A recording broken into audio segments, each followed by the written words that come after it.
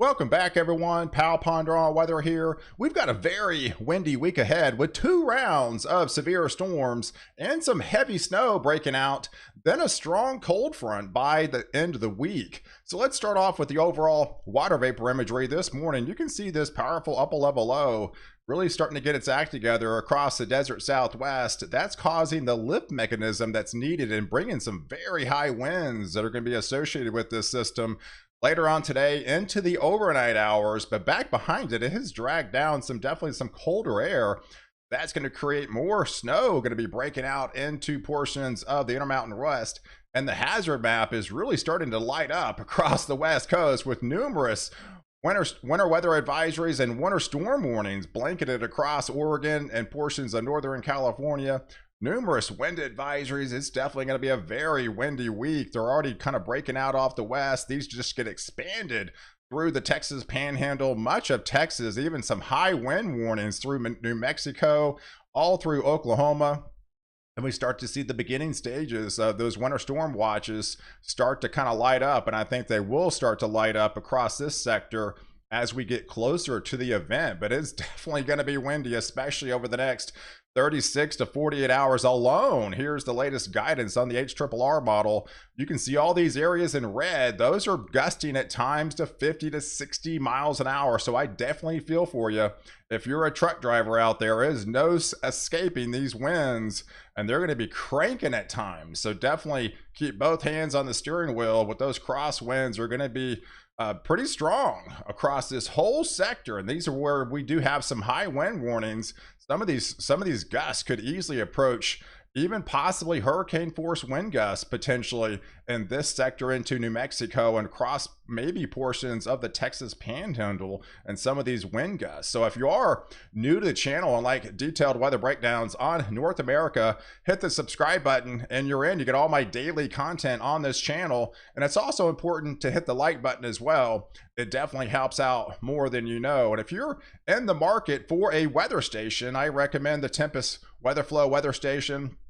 They've got a discount code right now going on through Valentine's. It actually ends on the 15th, so there's only 3 more days. You can use the code BESTWX. It gives you $40 off at checkout and free shipping. So it's the one I actually have for the last 3 years. It's all solar. It was designed by 25 meteorologists. It's even smart home ready. It does a lot of little cool gadgets. You can tap it into your irrigation system. It does everything you can think of. So if you'd like to purchase one, here's a link, and I'll have this in the description below so you can check it out. So let's start off with the overall satellite picture heading into this afternoon, into the overnight hours. With that lift mechanism down here across the Pacific, that's going to be causing heavy snow to really start to break out across portions of Flagstaff, getting into even portions of Santa Fe, into the Durango area. Out ahead of you, got all those higher winds, I think, really start to break out, especially into the overnight hours tonight. And I think then that's when a lot of the rain showers are going to be taking place through portions of central and north Texas, getting into Oklahoma where they desperately need the rainfall, and up here into portions of Kansas. But that's quickly moves on through tomorrow. I think it clears out across the southern plains, and by the time you wake up into get into the afternoon time frame on Tuesday, that system's well to the north already. So you can actually see where the showers and thunderstorms will be by the time we get into your Tuesday afternoon, with the snow breaking out on the backside. But you can already see the lifting mechanism starting to come in fruition for our second, even more potent storm that's really going to be taking shape, and that's the one that's going to be causing some severe storms. So yes, between now and the next 48 hours, here's where the rain will be. These aren't rain totals per se. This shows you just the intensity of the rain.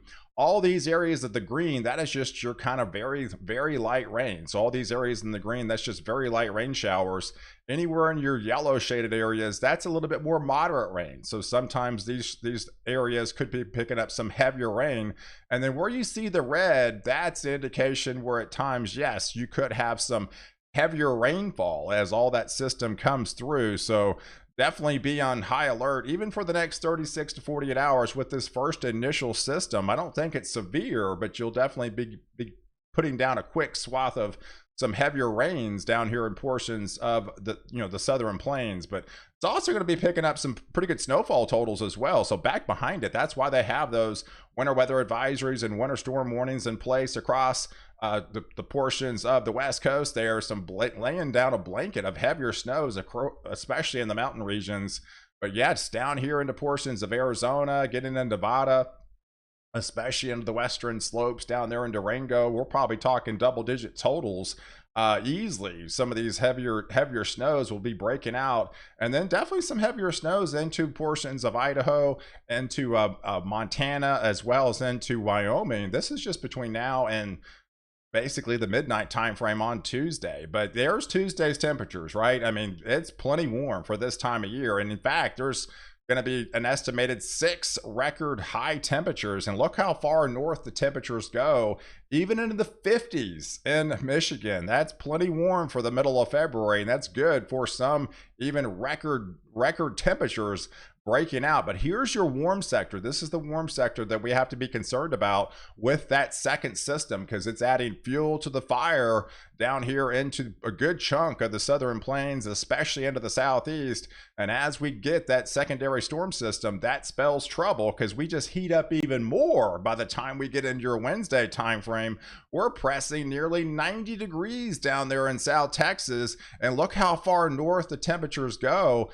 Wow, I mean, this is just incredible to see upper 60s for Ohio, going into the 60s in Pennsylvania, 80s down there in Florida. But look at all those warm temperatures of in the 70s plus, and you can actually see where the gradient stops. Look how 30, 40 degree temperature spread. And I think from the northwest side of this boundary, that's where the heavier snows are going to fly. And now that we got the NAM kind of in range, or short range measure scale guidance, this has shifted just a tad bit further south than what we saw yesterday. And a lot of the model blends were actually kind of picking up on that.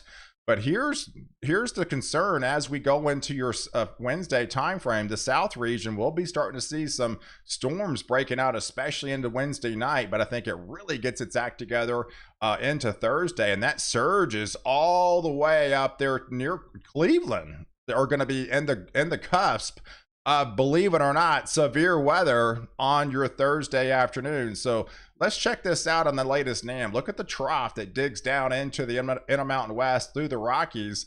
There's that low pressure center. We have another low pressure center forming off into Wisconsin. There's the snow band. So that's your snow line kind of setting up. If you're in the northwest side of there, you're in that snow swath. If you're on the south side, you're in the storms, and the severe storms just kind of waiting for that cold front to put you in the clear. So this is the concern as we head into your Wednesday night time frame. So if we look at the dew point setting up shop about 9 o'clock, you can see where it's going to be, the storm potential will be across portions of east of the I-35 corridor within the Dallas-Fort Worth area. I think they really start to get its act together in northeast Texas. But look at the soupy air mass they have to work with heading into your Wednesday night. Unfortunately, it looks like an overnight threat going into your Wednesday night through the overnight hours on into your Thursday morning as this rapidly moves off to the east. And with daytime heating headed up into your Thursday, I think they really start to intensify, and they lift plenty north as we head. So this is the overall setup for your Storm Prediction Center. They have shifted this a little bit further off to the east, with the initiation point essentially east of the Dallas-Fort Worth area. I think there's going to be a strong capping inversion. We'll go over the cap here in a little bit. But yes, here's your zone right here into northeast Texas, through Arkansas, through western Tennessee. I don't think this really starts to get going until about 9 o'clock, and then really start to amplify going into the overnight hour. So unfortunately, this is a nocturnal threat with some tornadoes included, definitely some damaging winds and some larger hail within this sector heading into the overnight time frame, Wednesday night, Thursday morning. It's all culprit of this powerful low-level jet that's really taken shape. Powerful winds. You can see where the low pressure is sitting, right? That's in the Texas Panhandle. There's that sharp gradient. So I think this is kind of be where your snow line is going to be. And then as this lifting mechanism, provides that lift, is going to allow that atmosphere to rotate at the lower levels. and create some tornadic setup. So if we take a look at the overall EHI values, yeah, I think the initial setup is right near the east of the I-35 corridor. I was looking at some of the guidance and looking at it, looks like there's going to be a kind of a strong capping inversion. What that typically means is as the air starts to rise, it has a warm air aloft and it hits that protective blanket, and storms aren't going to be able to penetrate through the boundary layer, and they can't go up higher. So sometimes you can get what they call elevated storms that form on top of the boundary layer. Typically those really aren't severe. It's the ones that have to be, more or less surface based. So I think once you get into the Dallas-Fort Worth area into the evening time frame, I think we're going to be run within a strong capping inversion, and it's not going to be able to weaken until it lifts off into East Texas and far Northeast Texas, but that probably won't be in towards the midnight time frame. So even though I think they do have Dallas-Fort Worth included in this sector within the risk zone, I think the main setup especially is going to be Northeast Texas with the initiation point, and then eventually starting up into Arkansas, where they won't be having a cap. They'll be in the zone for those severe storms and some damaging winds and some isolated tornadoes. So there's the setup as on the surface map. Even heading into your midnight time frame, we've got those showers and thunderstorms breaking out just in far northeast Texas, southeastern Oklahoma, into Arkansas, into Louisiana. There's the snow line breaking out in the Texas Panhandle, far western portions of Oklahoma, through Kansas, getting its act together through Nebraska, and then it really starts to take shape through Iowa. And I think it actually, most guidance has actually shifted it a little bit further south to include portions of Illinois, at least the northwest portions of Illinois. But yes, as we get into your Thursday time frame, man, look at the surge with the low level jet really starting to flatten out here, and there's that warm sector to the southeast side. So this just really makes the expansion and pulls it so far north, which is really unheard of for the middle of February. And yeah, there's the setup going into the overnight hours, into your midnight time frame. This is 3 o'clock in the morning. So unfortunately, again, I think this is kind of a nocturnal threat into the overnight hours, that damaging winds and some isolated tornadoes. So it's definitely be on high alert down here. But then that's where the snow is going to be flying, just to the northwest side of there, and that's where the Storm Prediction Center hadn't really moved this from yesterday. There's still uncertainties of where all this is going to take shape, because the mesoscale guidance has really not come to fruition down here into Thursday afternoon. It's maxed out at 84 hours, and it doesn't. But either way, there's a lot of guidance saying, hey, this whole sector could get strong to severe thunderstorms with all three modes of severe storms. And with those dew points elevated and those temperatures almost to near 70 degrees in Ohio, that does include so far north. So this will be a multi-state setup with severe storms. So yes, definitely be on high alert, as I think Thursday is going to be your high impact day, especially as we start getting into the afternoon time frame, as of all that squall line that will be moving through across portions of the southeast, getting into Tennessee, lifting up into Kentucky, through portions of Indiana, all the way through Ohio. And then the snow is going to be across portions of Illinois. I think it does include Chicago now areas, and portions of northwestern portions of Michigan, as this kind of races across. So here's the satellite picture going into your midnight time frame.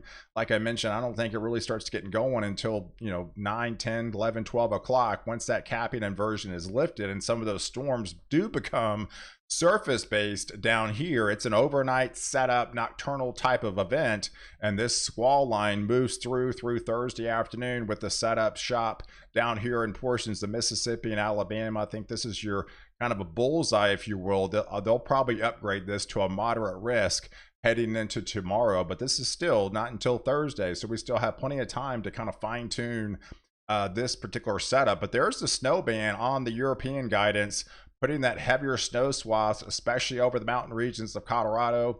But a good snow swath of a good 3 to 6, even some higher amounts extended through, Kansas there, through portions of Nebraska, northwestern parts of Missouri, through Iowa.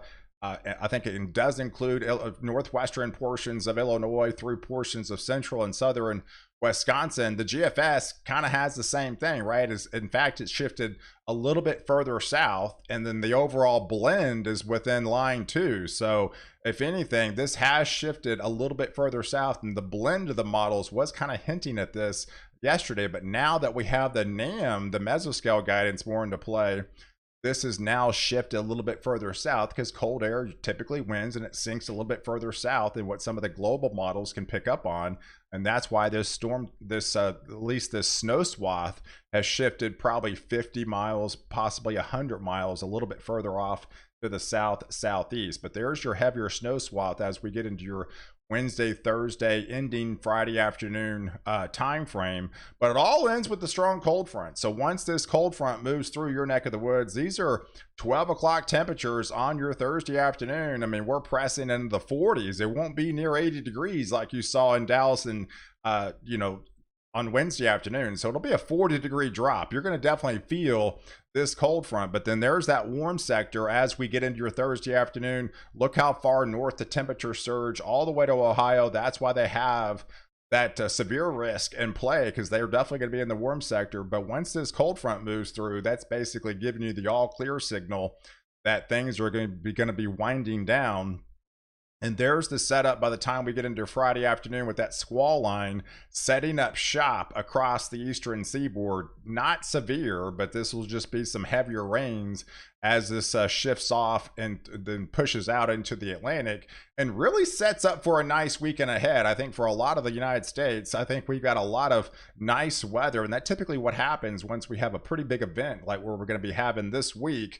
But it rapidly changes by the time we get into early next week. And I think almost kind of an identical type setup starts to take shape again that we've seen so many times before, with this southeast ridge really starting to build and come back.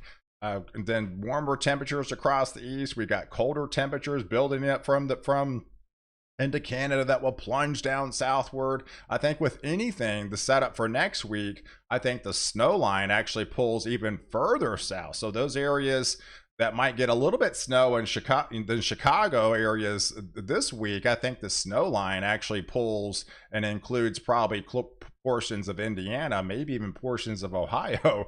As it pulls a little bit further south, I think the cold air will win a little bit more, and the southeast ridge won't be as nearly as strong as what we're kind of seeing this week. So guys, I appreciate you guys watching. Do like this video, definitely hit the subscribe button. Follow me on Twitter, Facebook, and Instagram. I'll be updating those platforms as well. And catch me in the next update where I protect you before and after the storm.